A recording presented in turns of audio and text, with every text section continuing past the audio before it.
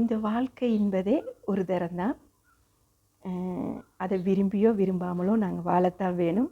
ஆனாலும் நாங்கள் விருப்பப்பட்டது வாழ்ந்தமாக இருந்தால் ரொம்ப ரொம்ப சந்தோஷமானதாக இருக்கும். பாசிட்டிவான எண்ணங்களை எங்களுக்குள்ளே வளர்த்து கொள்ளணும் அப்படின்னு சொல்லுவாங்க. அது உண்மைத்தான்.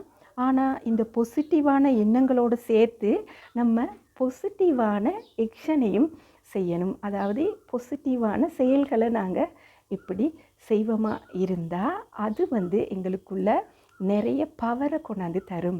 அது எங்களுக்கு சவால்களை எப்படி ஹேண்டில் பண்ணுறது அப்படிங்கிறத கற்றுத்தரும். அதே மாதிரி ஏதாவது ப்ராப்ளம் வருமா இருந்தால் அதுக்கு நாங்கள் எப்படி சொல்யூஷனை தேடலாம் அப்படிங்கிற வழிமுறைகளை கூட எங்களுக்கு சொல்லித்தரும்.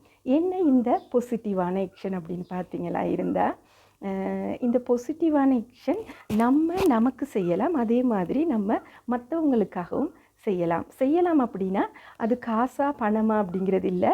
எங்களுடைய சின்ன சின்ன செயல்கள் மூலமாக நாங்கள் அதை செய்யலாம். மற்றவங்களை பார்த்து நாங்கள் குட் மார்னிங் சொல்கிறது கூட எங்களுக்குள்ள ஒரு பாசிட்டிவ் உணர்வை ஏற்படுத்தும். சம்டைம்ஸ் உங்களுக்கு அந்த மார்னிங் சொல்கிற சந்தர்ப்பத்தில் அல்லது குட் மார்னிங் சொல்கிற சந்தர்ப்பத்தில் அது உங்களுக்கு திருப்பி கிடைக்காம இருக்கலாம். ஆனாலும் நீங்கள் மற்றவங்களுக்கு அதை சொல்லி பாருங்கள். அது ஒரு பெரிய சந்தோஷத்தை உங்களுக்குள்ளே தரும். அதே மாதிரி நமக்கான உதவியை செய்கிறது. அதாவது நிறைய நேரம் நாங்கள் மற்றவங்களுக்கு உதவி செய்வோம், நம்மளை கவனிக்கிறதே இல்லை.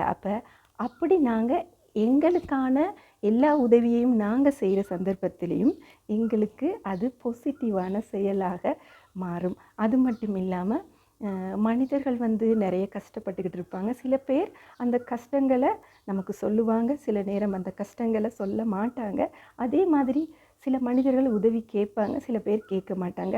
ஆனால் அவங்களுக்கு உதவி தேவை அப்படிங்கிற சந்தர்ப்பத்தில் அது சின்ன ஒரு உதவியாக இருந்தாலும் நீங்கள் விரும்பி செஞ்சீங்களா இருந்தால் அது உங்களுக்குள்ள நிறைய மாற்றங்களை கொண்டு வரும். உங்களுக்குள்ள அமைதியை நீங்கள் பார்க்கலாம். அதே மாதிரி உங்களுக்குள்ள ஒரு புத்துணர்ச்சி ஏற்படும். அதே மாதிரி உங்களுக்குள்ள நிறைய பவர் கிடைக்கும்.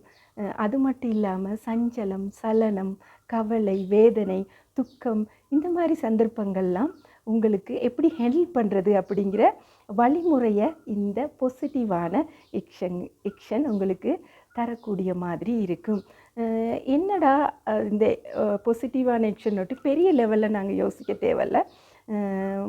பஸ்ஸில் நீங்கள் போகிறீங்க, ஒருத்தர் பேக்கை வச்சு தடுமாறுறாரா இருந்தால் அந்த பேக்கை எடுத்து கொடுக்கறதுக்கு அல்லது தூக்கி செல்வதற்கு சின்ன உதவியாக இருந்தால் அது கூட ஒரு பாசிட்டிவான எண்ணம் தான். குழந்தையோட ஒரு அம்மா வராங்க, அவங்களுக்கு நீங்கள் உங்களோட சீட்டை கொடுத்தீங்களா இருந்தால் அது கூட ஒரு பாசிட்டிவான செயல் தான். அப்போ பாசிட்டிவான செயல் என்பது உங்களால் எத்தனையோ முடியும். அதாவது ஒவ்வொரு நாள்லேயும் உங்களுக்கு அறியாமலே நீங்கள் அதை செஞ்சுக்கிட்டு தான் இருப்பீங்க.